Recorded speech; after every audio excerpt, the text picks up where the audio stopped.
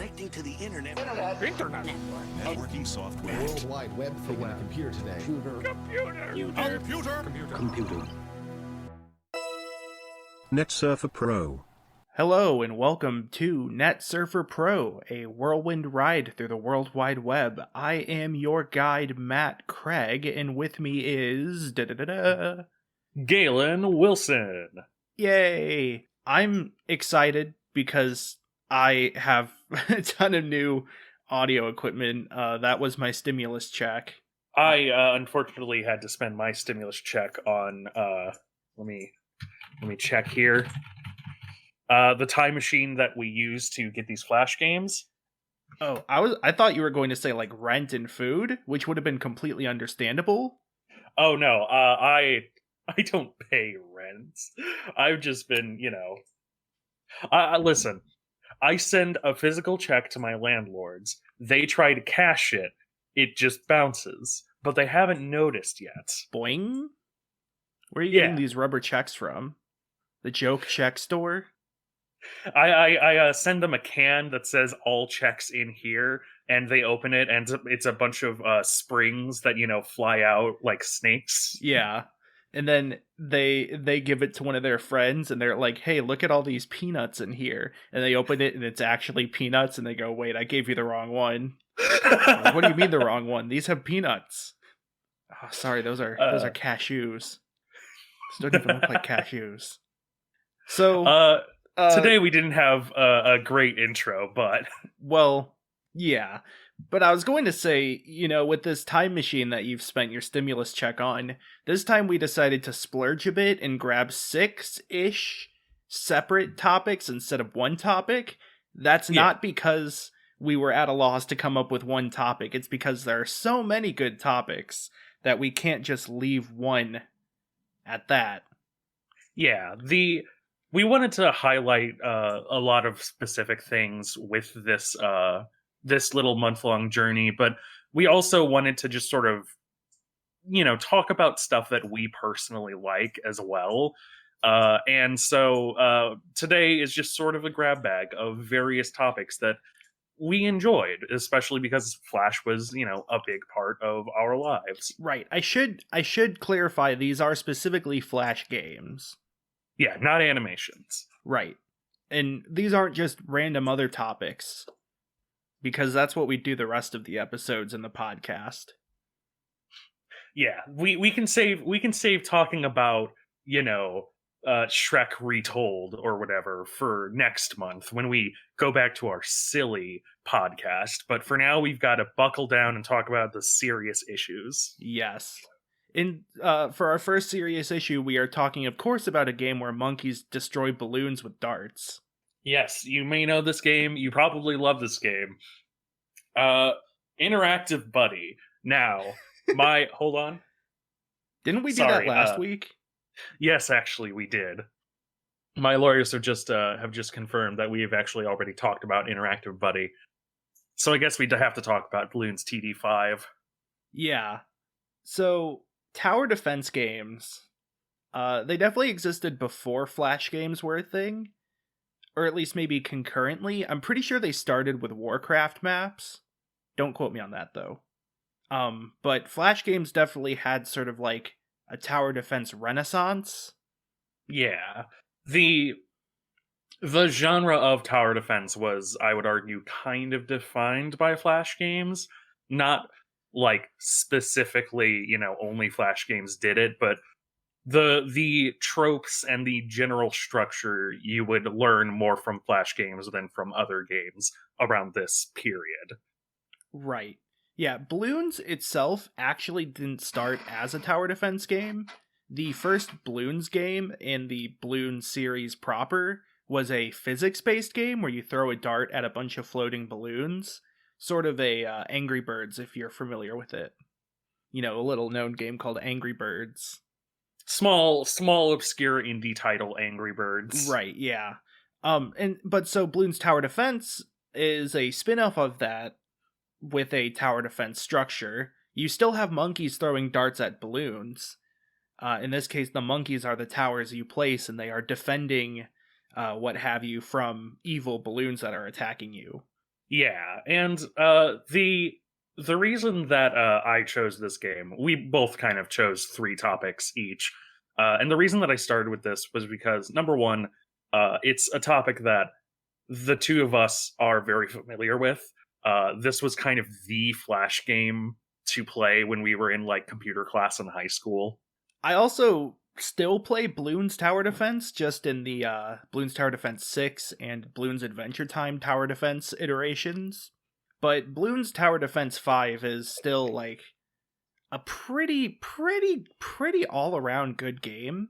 I think so tower defense games, the enemies come at you in waves, you place towers that attack them, you get money to build more towers, upgrade your towers, what have you. A lot of tower defense games have like the ability to place towers in the way of enemies to obstruct them, but Bloons doesn't.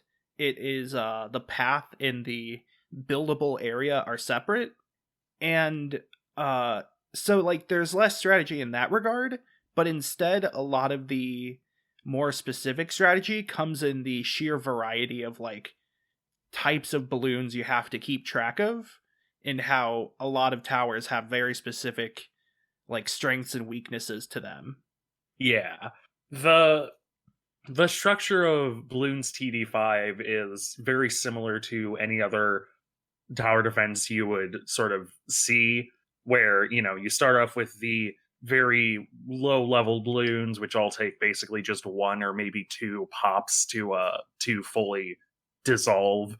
That can easily be dealt with by just your basic single tower. But then obviously as the waves progress, you have to start dealing with tougher enemies. But the interesting thing is how everything is coordinated around this little silly theme. So all of the monkeys are kind of, you would understand them sort of immediately if you saw them. There's a glue monkey that shoots glue that slows down balloons.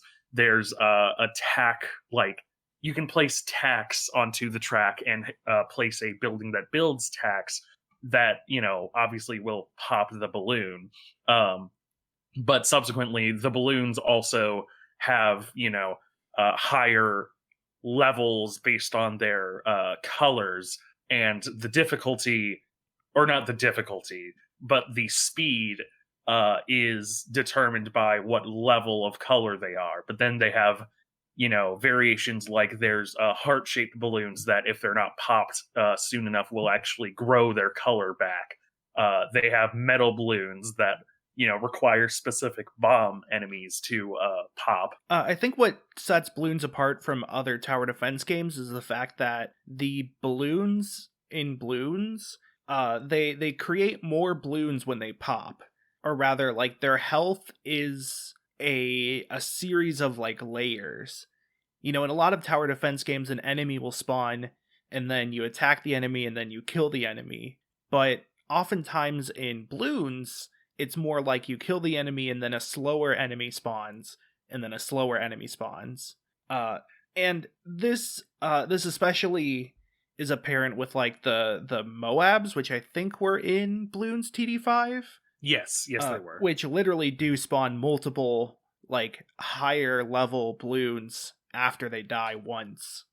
So it's like not only do you need damage, but you need multiple sources of damage. Because if you do 100 damage per se, to pull an arbitrary number, to a yellow balloon, then you're not going to destroy it, you're just going to get a green balloon.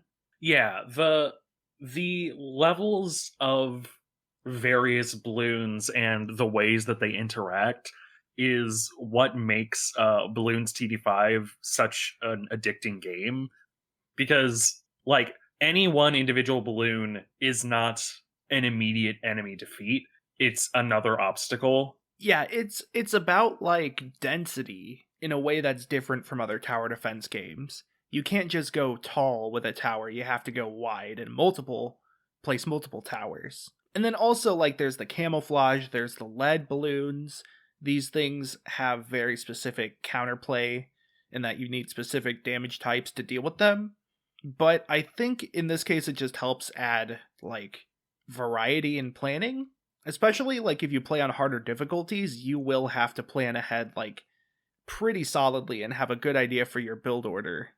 Yeah, and it also helps that all of the towers can be upgraded, and a lot of the specific tower uses actually can be overlapped with upgrades. So, like, I believe bombs must be used to destroy the metal balloons. However, the tack shooter can be upgraded to have like red hot tacks that can actually pop metal balloons. So my favorite strategy was always to just forego the bomb shooters entirely and just, kit out in the front with a bunch of those tack shooters. The other unique thing about the Bloons games is that they have a higher emphasis on economy management. Like a lot of tower defense games, your only source of income is your towers killing enemies. And so it's like your income is balanced with the game progression directly. But Bloons has like monkey farmers, which grant you money over the course of the game without doing anything. And you can keep building monkey farmers. And then I know like as the series went on, they added more of these effects that just give you money over time. And so there's a real aspect of like managing either raw power or economy growth that feels like a board game in a way. Yeah. I think another interesting thing about Bloons TD5 is that I can't say with TD4 because I never played it that much, but TD5 above all feels like a modern phone game, which it was made. It wasn't made, terribly like it wasn't made terribly far in the past. This was like 2015. So, it's not like it was super ahead of its time, but one of the one of the aspects of the menuing is that you have like literal dollars, quote unquote, that you can spend on special buildings that are like one-time use for a specific scenario, and you can earn those dollars by doing various tower defense courses. You can earn like $50 doing an easy course, that sort of thing. And to my knowledge, there isn't a way to actually purchase the dollars with real life dollars, but the mobile gaming aspect of it is, I think, an interesting point in the development of Flash games, where after a certain time, that's kind of what they ended up as, necessarily. I think I had mentioned like The Last Stand in a previous episode, how The Last Stand was a fun little zombie game that had a sequel and then had another sequel that was sort of like a sprawling adventure, but then it eventually had like a semi MMO thing where you could, hop on and play like a isometric shooter sort of thing that had inventory management, but was also, I believe, a free to play, but you could purchase other stuff model. Yeah, the Bloons Adventure Time definitely has mobile game monetization, more of like a direct gotcha system. And then Bloons TD6 also still has that like upgrade tree. But I think part of that is that Flash games for a while were the acceptable market, sort of, or not acceptable, accessible market. And when mobile games really started taking off, they sort of like toppled Flash games' spot as the most accessible market. And so I think in this case, Ninja Kiwi is it that makes the Bloons games? Yes, yeah, Ninja Kiwi. I think it was just in their best interest to put it on mobile so they could still have that sort of reach. But then that comes with other problems of monetization and paying for app licenses, so Yeah. or app store licenses. This isn't in any way an indictment of Ninja Kiwi, I should mention. Like this, we can talk philosophically about mobile games and their monetization practices, but I don't mean to say like, the art died when it got monetized. It's more just like it's interesting to see how after a while, near the end of Flash, mobile games or Flash games basically became mobile games. Right. See also Roblox, which we won't right now, but Oh, that'll be a fun episode. I don't have a whole lot else to say about Bloons, other than the fact that it's very silly and it likes being silly. Yeah, that's about it. Yeah, if you can get it running on the Flashpoint, Flashpoint. Wow, I do not want to hear what Flashpoint is. Goodness me, no. But if you can get it running on Flashpoint, it's a very fun romp. Also, Bloons TD6 is also very good, just in general. Is that on mobile, I assume? I believe so. It's on Steam. I know that much because I play it on Steam. Oh, I didn't even know that it was on Steam. That's kind of cool.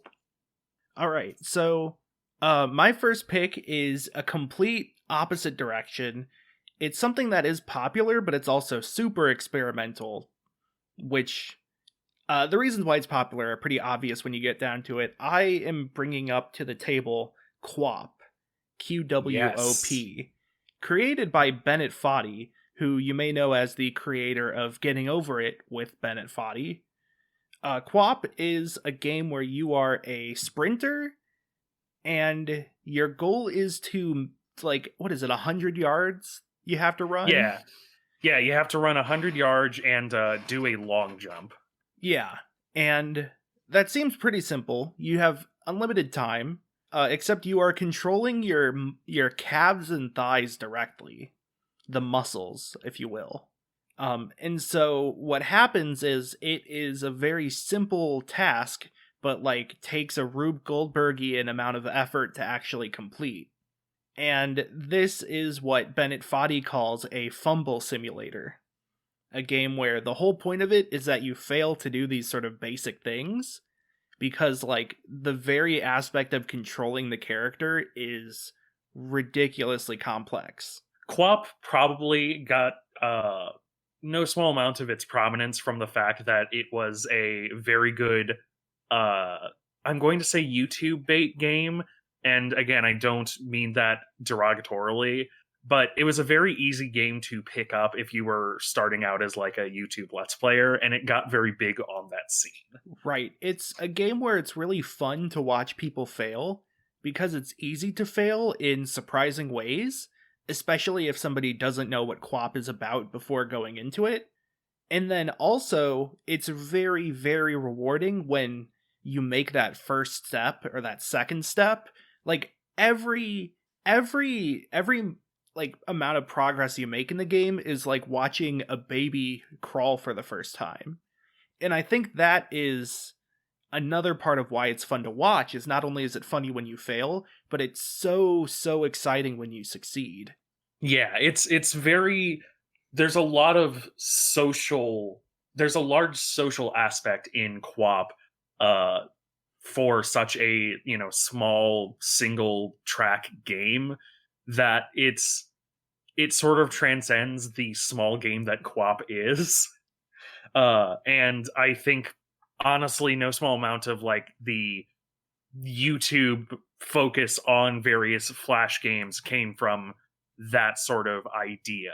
That sort of like very easy to fail, but not too difficult to succeed, and very rewarding when you succeed. Right. That's also sort of the basis behind why Happy Wheels got really popular. And of course, that is the basis of how Getting Over It got really popular. Yeah. I think what's interesting to me about QWOP is it's a good example of how Flash games were an experimental medium for a lot of people. The fact that you could make a small game that's very bite-sized like QWOP meant that you could spend some time prototyping or putting together like this idea that's really basic that might not hold its own in a retail game, but then say, here's the game, it's done. There's a lot of these like, kind of just what if ideas put into practice, and that's really cool to me. Yeah. I don't have a whole lot to say about QWOP, I'm sorry. Yeah, I think that was about it. Yeah. QWOP is also a very fun game. If you like QWOP as well and you haven't heard of it, I believe there was also QWOP, which was I don't know if that was a Bennett Foddy game, but it was a similar idea where you're trying to control a horse. Bennett Foddy made GURP, where you're a rock climber. And oh yeah, that's a fun one. It's about like controlling your grip strength, I believe. So yeah, that's another example. And then of course there's the fumble simulator family of things like Octodad, Surgeon Simulator, and Getting Over It with Bennett Foddy. So, on to, speaking of Flash games. Yeah, speaking of which... Speaking of Flash games, because these are two games that have pretty much nothing in common, my next game was The Company of Myself. This is a game by 2D Array. He has a real name, but I don't remember it. I think it's Emmett something. But Company of Myself is a fairly simple little platformer. Doesn't take too long. But the crux of it is that it's a little story platformer. And you control a guy in a top hat named John, and you eventually find out the gimmick, which is that you press press spacebar to end the level, but if you press spacebar before you are at the end of a level, then you create a little ghost of yourself that does every move that you did in the previous game, or in the previous run. Yeah, run is a better word. Yeah, you're essentially recording your own movements, and then you can physically interact with that clone. You can jump on top of it, or you can have it jump on top of you. It's a puzzle platformer. You know, it's not just about movement, it's about figuring out how to get from point A to point B using the mechanics provided. Yeah. I think it's the reason that I picked it is because it is a fun idea that's done better in the next game that we talk about, but it's a fun little concept that I don't think can sustain like a massive entire game. I think that the only example I can think of something similar is there was a Portal 2 mod that was like, you know, playing with the time machine where you did kind of exactly this. You recorded your own movements in a Portal 2 environment. Right. There was a game called The Misadventures of PB Winterbottom, I think it is, that had a similar mechanic. I don't know if it was any good. There's a few puzzles in the Talos Principle that use this mechanic, and then there is an entire section of Braid with the similar mechanic. Yeah. It's an interesting mechanic that has been done in other ways and has been done better, but the reason that I really like Company of Myself is because the secondary part of it is the little narrative, and the narrative is effectively about how John is kind of like a recluse who literally depends entirely on himself to do everything. He is the company of himself is quite literally, you know, he talks during the game about how he, you know, just gets better at multitasking because he doesn't have anything else. He doesn't have anyone else. And eventually he talks about, you know, the other person, whose name was Catherine. I wrote it down. Okay. Catherine with a K and a Y. Take that, Atlas. You didn't expect the secret third Catherine. Catherine. Who also, this might just be because I was watching the action button video on Final Fantasy VII Remake, but Catherine looks a lot like Aerith to me. Yeah, she does. She does. She looks a little bit like that too in the sequel to this game that I'll talk about in a second. Oh, I didn't know there was a sequel. Yeah. So there's a brief moment where you play as Catherine and John at the same time, switching between them, and then it does a companion cube. Yep. Spoiler alert for a 10-minute Flash game, but there's the final level where you play as both John and Catherine. You put Catherine on a pit that John has to press the button to delete under her in order to progress the level. Yeah. And then as you go, you kind of do a few more difficult puzzles. There's one at the end where that's really cool, where you have to jump into a pit and then jump off clones of yourself as they're falling into the pit. Yeah. It's very self-destructive, if you will, to go with the metaphor. Yeah, it is the best level in the game by far because it's just a pit and it's just, you know, run across, press jump a whole bunch, and you just have to hope you get to the end of the level, basically. Right. And it's it's the moment. The reason that I like this game quite a bit, despite being very small, is just that it ties the narrative and the gameplay together very well, and it's very thematically consistent and thematically good with that little mechanic, especially at the end where, like you said, it's very self-destructive to get a single task done, and it sort of, it tells you as a player what John is like without literally telling you. Right. Well, then it literally tells you at the end, Yes. where you learn that John is in a mental institute, sort of a mental hospital in like solitary confinement, or he's trying to keep himself in there. And he like completely blocked out from his mind the fact that he killed his girlfriend and buried her remains in a green box, which is why there's a green box at the end of every level. Yeah. And so like I really want to bring up Braid. If you're unaware of Braid, it's a 2008 puzzle platformer that released on the Xbox Live Arcade.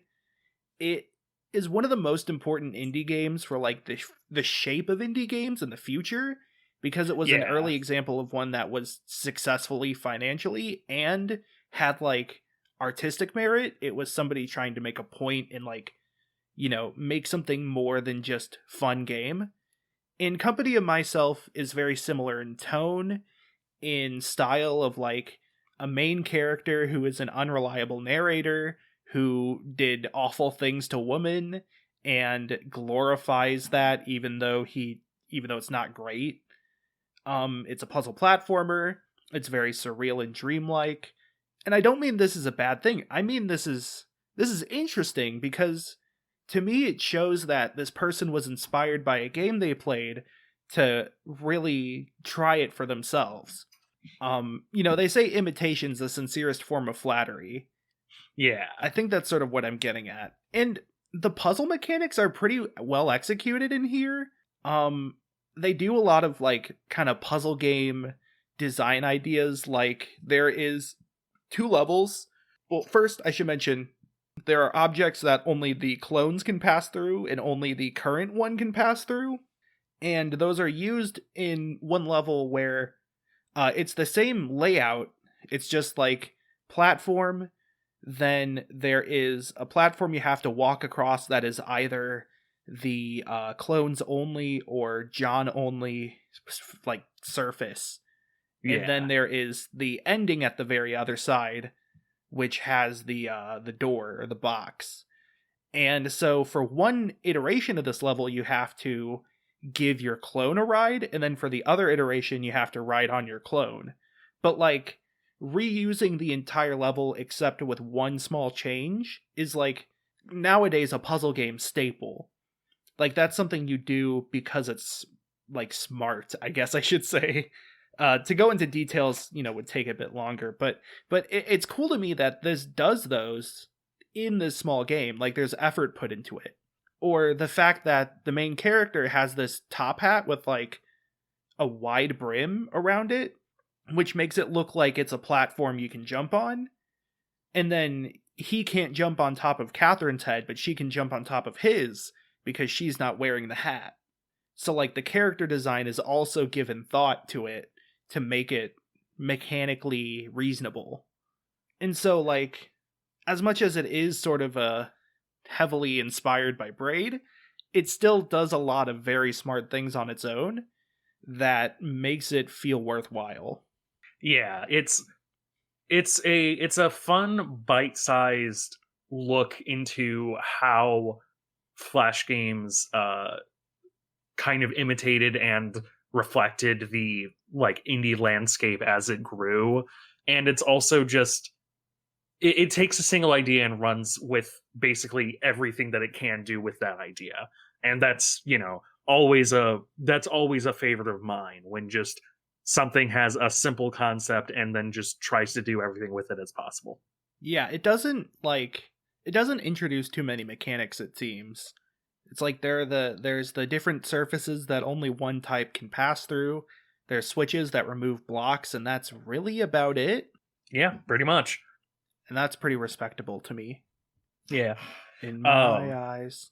the interesting thing about this as well is that 2D Ray, if you don't have Flashpoint, has actually put his entire collection of Flash games on itch.io. Ooh. So if you Google it, you can find it, and you can actually find you can find a couple of other games that I really like This Is a Work of Fiction is a fun little like collection of just tiny mini games, but with a little, conspiracy-esque story behind it. But the company myself has a sequel called, oh goodness, is it Addiction? Oh, I had it written down and I don't know where my notes are. But it's an interesting prequel, actually, I believe, where you play as Catherine, who has a smoking addiction, and the idea of blowing smoke is a mechanic in the game, and it's an interesting little romp. I didn't pick it for this because it actually has some heft to it. I believe it might be like an hour long, which isn't that big for like a normal game, but for a Flash game is actually fairly impressive. Yeah. But yeah, if Coming to Myself sounded interesting in any way, then check out 2D Array's other work, because they're quite interesting. All right. This game I actually didn't learn about until recently, but it's funny because so we chose our games mostly independently of each other. We didn't go out of our way to not have overlap. So this game that I'm choosing here as my second game actually overlapped with Company of Myself quite a bit. This is the game Cursor 10 with like a little star at the between the R and the 1. Yeah. Might be Cursor times 10. I'm not exactly sure on the like pronunciation, but it was released in '08 by Neko Games. And what it is you control your mouse cursor going up through like this tower. It's very minimalist. You'll keep going up, clicking on like stairs to ascend, and then eventually there's a room with a button, and when you click the button, a staircase appears. But when you move off the button, the staircase disappears. And then you realize that there's a timer running, and when the timer ends, you restart the run, but your other cursor is still moving. So this is that same recording inputs and playing back mechanic. But so Cursor 10 is very simple and very quick. The sort of main idea is just that as you play, you'll kind of catch on to how you can quickly go up the tower as well as where you'll need to use your cursors. And then once you get to the top, there's this giant pyramid that you click on to finish the game. There are also many smaller pyramids throughout the tower that you click on to get bonus points. And what's funny is I didn't realize those actually did that until I already finished the game once. I thought they were like spikes that you had to avoid. So I was like going way too slowly during the early parts of the game to actually like get to where I needed to be. Yeah. I very similarly, I did not realize that they were things you could click on for something alternate, so I had also been like snaking my mouse around the entire time. Yeah. So I think what's really cool about Cursor 10 is it has a lot of replayability built into the game, because you only have like 12 or so tries, like 12 or so lives before the game ends. And if you don't get to the very top, then you messed up, I guess. Yeah. But that means that if you like mess up the first time and you get a game over, now that you know sort of what's going on, you can go through those earlier floors much quicker and plan ahead. And then also, once you learn that the pyramid is actually points, you can try to like have the first cursor go on the button for only a certain amount of time, and then try to clean up the rest of the pyramids down there. You can kind of strategize your timing a little bit.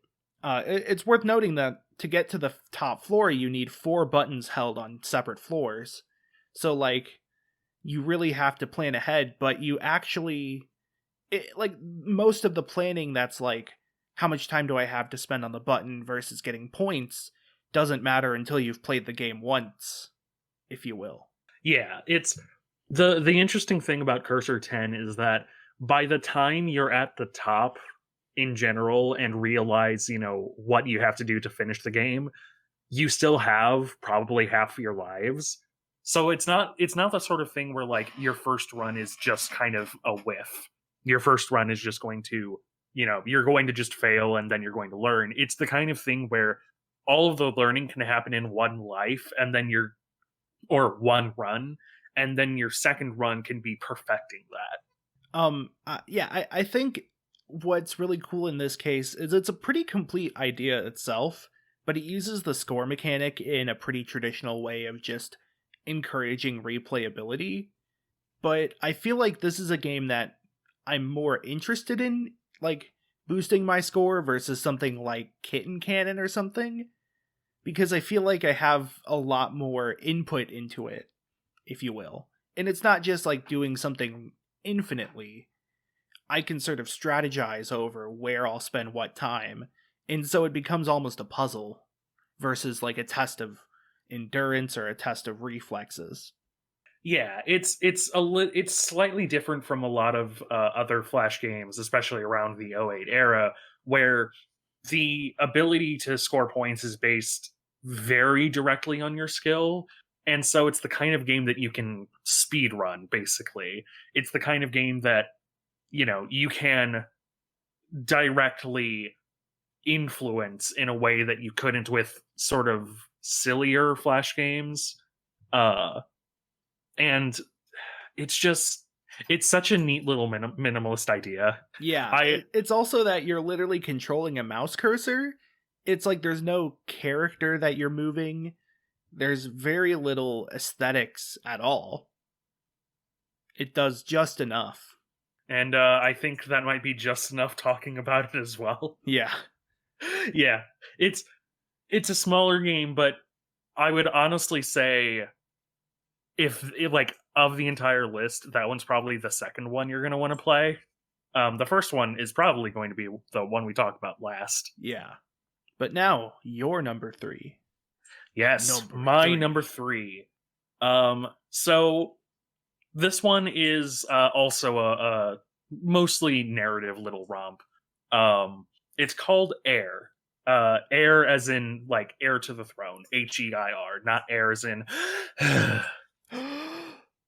And I believe it was an Armor Games game specifically. But it's 2D Shadow of the Colossus. It's a little Shadow of the Colossus like with 3 colossi and and a fun little story as well. So if you don't know what I'm talking about, basically when you start the game, you're this little guy on a cliff and you move to the right and you jump off. And as you're jumping off, the camera kind of zooms out and shows that you're jumping way, way, way, way down. And eventually hit a bit of water, and you start climbing on some rock. Except that the rock is definitely belonging to something that's alive. And as you're climbing around it, climbing up on vines, dodging spikes or whatever, eventually you hit some moving parts that look like they're alive. And then eventually, once you hit a certain area, which I believe is like a leap of faith, the camera zooms out again and shows that you're scaling a living thing. And it's just a little platforming adventure to get to a certain spot, but it's contextualized as you're scaling this massive creature in order to slay it. It's like the entire level is this one moving object, and so it'll like move up and down, or it'll sway side to side, and that affects sort of the positions of the platforms. One of my favorites is the last one you fight starts in the water, and so there's like this whole breathing mechanic that you have to manage, and then as you get far enough, it flies out of the water, and you're suddenly suspended in midair. Yeah. What's also interesting with that is that in the water, the mechanics are also a lot floatier And so while you have to manage your air, it's also a little more forgiving with the platforming. But then once you get back up above ground, it, obviously is back to regular gravity, and so the platforming is harder, quote unquote. Only as hard as it was before, but like it's an interesting recontextualization. Yeah, it's not the same. It doesn't do everything Shadow of the Colossus does. Like, there's no combat, there's no moving between the colossi, there's less of like a variety. But the three it has do the sort of concept of climbing on a creature pretty well. It is funny though, like when I first started playing, it felt really wobbly because obviously the creature was moving, and it reminded me of like Monkey Ball, where the level moves when you move. Yeah. The gravity is very relative in the game, and it's very it is the kind of thing that you could easily get a little confused with, because like gravity is kind of what you've most recently landed on in terms of relativity.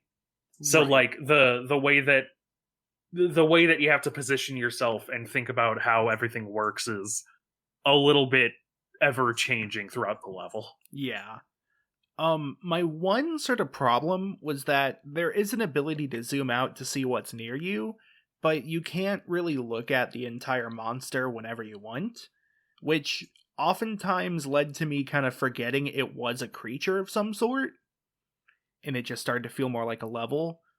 Yeah. As much as I liked the final enemy, I couldn't tell what it was supposed to be until I got to the very top and like killed it. Yeah. So this is my third game, but I would say that of the ones I chose, it's definitely not my favorite. I like it for what it is, but I will say that there are a few points that kind of like, eh. For one thing, the story is that the heir, the guy you're playing as, is a pale man from the north, and a king is having his kingdoms besieged by these three monsters, and he's on his deathbed with no heir. So he says, anyone who slays the beasts will be my heir. Who cares? And the pale man from the north is like, I'll do it. And the king's advisors are racist, and they're like, you really want this person to be your heir? And the king is like, hey, you know what? Fuck it. But then you kill all three beasts, and you go up to the king, and the king says, I'll never let a pale man from the north be my heir, and he throws a sword at you. And you die. He says, over my dead body. Yeah. And he kicks you out a window also. Very, right. very Fable 2. Right. The story, I mean, it's a good justification for, having a game, but like, I will say that the whole like twist ending very much kind of felt like, Shadow of the Colossus had a twist sad ending, so we should have a twist sad ending too, without sort of thinking about why. Like the why is the sort of really big important thing about Shadow of the Colossus. It reminds me of like, I don't know, the type of thing that would end up on like game theory as like the true ending behind it. It reminds me of Inception. That's what it is. Where like it feels like an ending that is meant to be open for the sake of being open. And granted, Inception has reasons why it being open fits with that story. Don't get me wrong. But like in this case, it feels like they wanted to have an open ending so that you could think about what it was supposed to be. I don't know if the 3 cutscenes or so was enough time to get invested in the story to make you want to think about what the ending was supposed to be. I do commend that they were able to do so in 3 cutscenes. Yeah. It's like, was it like the monsters were cursing the king and he was sick, but once you killed them, he got better? Was it like he was pretending to be dying so that he could get whoever to kill the monsters for him? But I don't. Was he actually dying, and he, was literally just sort of, he would literally let his kingdom die, then let a pale man from the north run it. Yeah, it does all those, but I don't know. I think like the hour or so I spent on this game wasn't enough to make me care that much about it. as Yeah, much as a game like Filament. But that being said, it was still a decent game. The cutscenes have like a comic style where like panels of the comic get added in as the cutscene progresses, sort of like Elite Beat Agents if you've seen that. And I think that works really well for Flash games, because like it doesn't really care about the sort of low fidelity of the animations, I guess. You can make these short illustrations and piece them together with a moving comic, and like it'll look pretty decent. Yeah, the game, the reason that I like the game is because it's making, as I kind of keep saying, it's making something with very limited resources, and it's something that I really like. Shadow of the Colossus is one of my favorite games. And so like trying the fact that somebody tried to make and in some ways succeeded in making a sort of demake of Shadow of the Colossus in Flash, even though it's only 3 colossi, even though it's really short, even though the story is kind of crap a little bit, in my opinion. It's something so commendable in like the scope of what it's trying to get, what it's trying to convey, and what it's trying to make, that I've never forgotten it, even after, you know, the 10 years or whatever it came out ago. Yeah. So for the last topic, this is more of a game series, but they're very small games, but they're very interesting. These are, I think personally, my favorite Flash games are from this series. This is the Grow series, created by Eyesmaze/On Nakayama. Eyesmaze is EYEZMAZE. The creator actually has a Twitter where he's been posting about his recovery from some sort of surgery. I hope he gets, I hope he survives, because I love these games. yeah. So the Grow games are, you have usually a sphere. In one of them there's a cube, in one of them it's just a flat plane. But you have sort of a space, and then you have these objects you add to the space. And whenever you add an object, all existing objects level up. They grow in different ways. It's kind of hard to describe just verbally, but like, so for example, in Grow Cube, you can place the people object, which adds people, and then when you place another object, there'll be 2 people instead of 1, and then when you place another, there'll be 4 people, and then the 4 people start working. Or there's like a pipe object, and when you place the pipe, it's just like one segment of pipe, but as you place more objects, the pipe expands and gets longer, and then it cuts inside the cube, and so forth. You can place these in any order, but there's only one order that actually wins the game, quote unquote. So it's sort of this puzzle where you have to pay attention to what the maximum level of each object is, and pay attention to how they interact. The way the objects interact kind of gets more important as the series goes on. An example would be like in Grow 3, there is a propeller and there's a tornado. And if the propeller is not at a high enough level by the time the tornado reaches level 3, the tornado will blow past the propeller and break the propeller. So like when you see that happen, that's your cue that you have to have the propeller a high enough level by the time the tornado levels up for it to work. Yeah.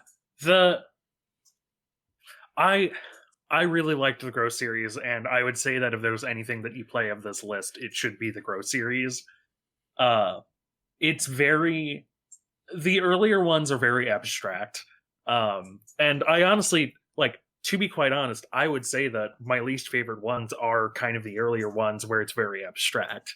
I was, however, really, really interested in the Island and Valley games and the RPG one, because they have a lot more concrete themes. So like the RPG one, you have like a demon at the top and a little warrior at the bottom, and you have to place these various little RPG systems into the world in order to ideally level up the guy and then probably defeat the demon.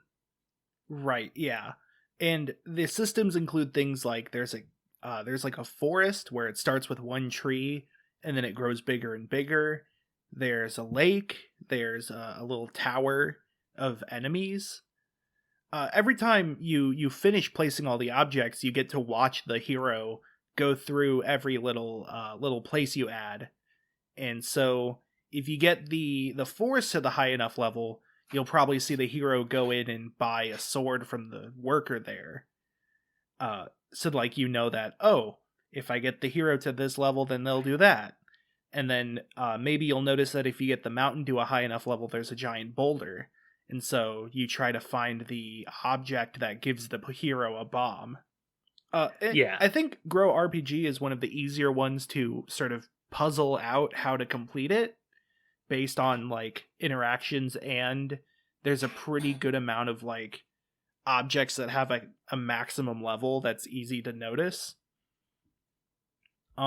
Whereas games like Grow 3, I think is one of the hardest ones because it's very abstract and there's a lot of small interactions between the objects that you need to pay attention to, and there are a lot of objects with maximum levels that are hard to keep track of. Grow Island and Grow Valley were made for, I want to say, a school? Like a technical school or like a college or something? I'm not sure specifically because it's in Japanese, but in both of them, everything you place is a different form of science or technology. So like instead of placing a cube in a sphere, you place chemistry, biology, engineering, civil engineering, architecture, and you watch people implement those into the island or valley. Yeah. One thing I love about these is they're very charming. There's a lot of characters that appear throughout all of the different Grow games. There is like this little goblin kid. There is these like one-eyed sort of small alien-looking things. And then of course even just the way that the creator draws people is pretty charming. They sort of look like bathroom symbols. If you know what I mean. Yeah, they're cute little like meeple-y looking people. Yeah, meeple people. Yeah, there's a lot of personality with them too, because like one of my favorite ones is in Grow Valley, I don't remember who it is. I think it's the architect if it's the one I'm thinking of. It's a little guy who like basically is at a desk for most of it. Yes. Where like, yeah, you click on him and he kind of like scouts out the valley if he's early enough, and he's like, ooh, I have an idea, and then he's at a desk. And every time you sort of click another person, when it comes back to him, he's like, writing, and then he's like, stressed out. But then eventually he's like, I've made a breakthrough. Yeah. And then like he gets like a headband on and he just starts, there's like fire around him because he's so passionate. Yeah. Grow Valley also has one of my favorite details where when you add somebody, or like when they go to do something, they do all these backflips to get onto the island from like the icon below. Yeah. There's a lot of these small, quick animations that play out, but are like either pretty funny or just charming in their own right. Like you said, they have a lot of personality. Yeah, Valley is also probably my favorite because like every interaction can interact with everybody previously. Like when you click one person, it's not just that individual person eventually levels up. It's that like once you click another person, suddenly every other previous person you've clicked has a chance to, build off of the foundation that has been built with their interaction and with another person. So like the like technology person or the telecommunications person, you click on them and their first interaction is they give everybody like a cell phone. And then I think if you click like the mechanical engineering person after two other people, then you'll build like a little a car, I think. Yeah. And then the the telecommunications person will come out and be like, you know what this car needs? An antenna on it. Or the biologist will tell the mechanical engineer to make like a robot that looks like a mole or a robot that looks like a dragonfly, because the biologist will see an insect or a mole and be like, ooh, this gives me an idea. Yeah. There's like one of them places down a sign that another one can then I think like take that as the opportunity to build a city around, I believe. Yeah. It's worth noting that Grow Valley, Grow Island, and Grow 3 all have secret endings. I don't remember them off the top of my head. Grow 3 gives you hints towards the secret ending. I don't remember if Grow Island and Valley really have much in the way of hints. But they're still pretty good. I think one cool thing is that there's like this puzzle box aspect of like complexity just sort of evolves as it goes on. Everything seems pretty basic at the start, or you might not even know what they're supposed to be. But then as you place objects and like they start to grow and evolve, they get more complex. They do all these things. You become more intimate with them. And then like towards the late game, there's all these interactions going on. There's all these things leveling up. So it really ramps on in like the flashingness as you go through the game.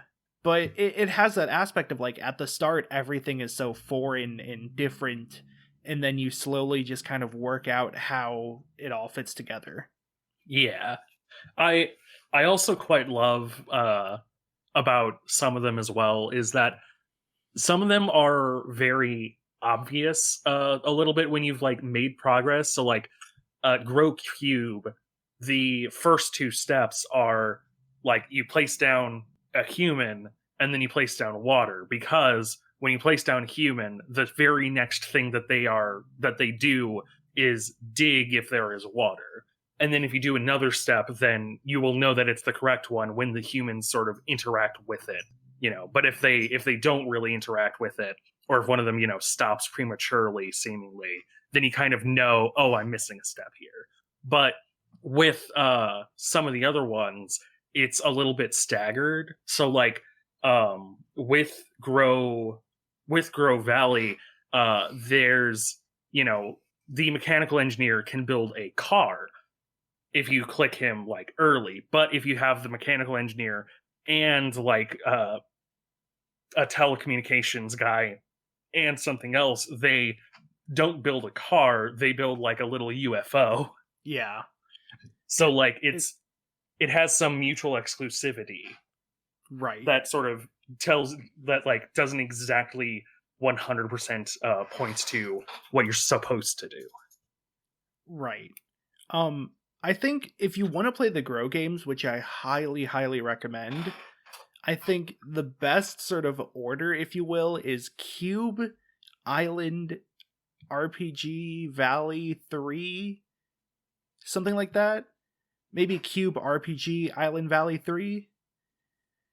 Yeah. 3 being just really hard and only play it if you're into the concept of Grow. There's also Grow Tower is pretty good. Grow Cannon is pretty good. Those are like smaller ones. And then I do like Grow Park, which is really different in the way its sort of progression and endings work. There isn't like a true ending and a fake ending, but instead, depending on the order you place everything, you'll get different end screens with different like characters showing up. And it's almost a Pokemon style, like get every character in the game. And some of them are pretty well hidden, and you have to really piece together the interactions to make it work. That's really interesting. But like it teases at the characters with little silhouettes. So you'll see a silhouette of Pac-Man and be like, how in the world do I make Pac-Man appear? And the secret is you just experiment things. Yeah. Grow is definitely the one you should probably start with. I would definitely say Grow Cube, because it's abstract, but it's not so abstract as to be. It's not Grow 3. Yeah. Where like it's so abstract that you might be lost. It's abstract, but you will still be able to like look at it and go, oh, they're building this. I should probably have this, or I should have placed this earlier. Right. If you play Grow 3, I almost recommend doing it with a guide anyways, just so you can see sort of all the animations happen. It's pretty fun. It's one where like every starting object is super abstract because as it goes on, it'll actually get in more definition. So like one of them is like a pipe, and then you place it and like you have no idea what the pipe does until like two things later where it makes bubbles, and then you're like, oh, that's not just a pipe, it's a bubble pipe. Or there's a sphere that grows and then it becomes a sun, but at the start of it you really only know it as a sphere. Or the cube that grows more cubes and then makes a robot. Basically all of them are like super abstract, but then they gain definition as it goes, so after you've played through it once you'll be like, that's not just the cube, that's the robot cube. Yeah. But that also makes it kind of confusing and head scratchy. I do want to mention that the creator of Grow still makes Grow games, but they are switching to HTML5, I believe. They have some of them ported to mobile as well, like Grow Cube, I think, is on Android, and I think Grow 3 is as well, but not all of them are ported.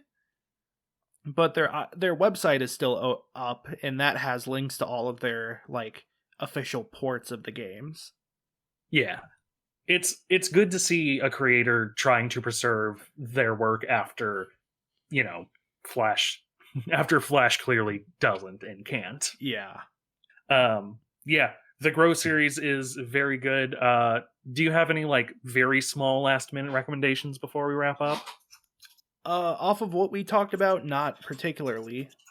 The creator of Grow has an adventure game called Chronon that's really, really difficult because it's like this weird time travel-y game, but I recommend it anyways. See how much you want to play around with it. It's pretty clever at times. If not, just try it and then watch a solution and see your mind blown, because it's, like I said, pretty clever. Yeah.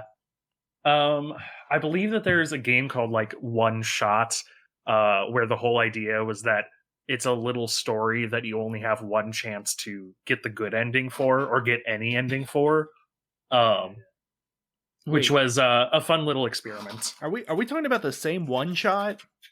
The one that's like pretty popular in fandom circles with the cat boy?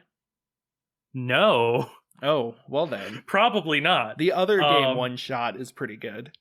I want to mention there's a recent game that came out that I don't think is made in Flash because it still runs. But it is very much a love letter to Flash games, which is Friday Night Funkin'. Yeah, Friday Night Funkin'. It's a rhythm game, kind of like a mix between Parappa and DDR, where you press arrow keys along with the beat, but like the person you're fighting against, quote unquote, will show you what to do first, and you copy them. But it has one character you fight is two characters from Sir Pello's series. The Spookies. The Spookies, yeah. And then another one is just Pyko from Newgrounds. Yeah, it's still getting continually updated too. Yeah. There's also like a really big modding scene and like custom song scene. It kind of exploded in popularity in the last month, but I really recommend it as like a farewell in a way. Its music is super good for a rhythm game that's important, but like the animation feels like an old Flash game, but like given a bit of an edge. It's like, you know how games nowadays with pixel art aren't actually graphics you would see on the Super Nintendo, but they are stylized to look like that? That is what Friday Night Funkin' feels. It's not Flash game graphics, but it's stylized to look like Flash game graphics. Yeah, it's a good send-off, a good capstone of the Flash era, and it's also just a fun game otherwise. And we hope that this podcast can also be a good send-off in a way. Hence the Jan eulogy. Yes. Thank you very much for joining us. I have been Galen. And I have been Matt. You can please follow join us next week. Oh wait, yes, sorry. Yeah. You have to follow us first. Plugs. You can follow us on social media at NetSurferPro on Facebook and Twitter.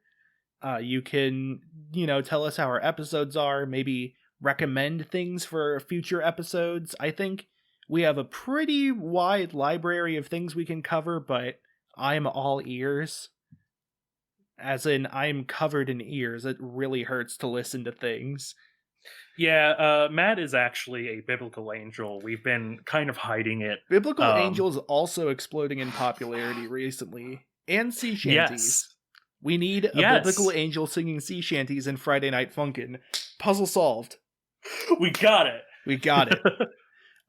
You can follow me if you want to hear more funny jokes like that on Twitter at MattCraigGaming. You can follow my Twitch stream at twitch.tv/twack. Hitman 3 is coming out this week, so I will be streaming that because it's a fun series. And you can follow me on YouTube at youtube.com/IEatAtSonic. That's IEATATSONIC, where I post video essays, which I will resume doing now that I have all this audio equipment. Yes, you should absolutely check that out. Video essays are obviously a very fun, kind of also growing in popularity. I'd say they're probably already popular anyway. 8 years. Yeah. You can follow me on Twitter at Galen Wilson. That's Galen Wilson with a 0 as the O in Wilson. You can probably find me on Twitch at Machine Gun Vampire, spelled how it sounds, no spaces or anything. I don't know if I'm going to start streaming sometime soon, but I might. And with that, please join us next week for our very special next Sunday. For our very special final episode of this Januology. And if you'll excuse us, I think we have to go check some emails. See ya.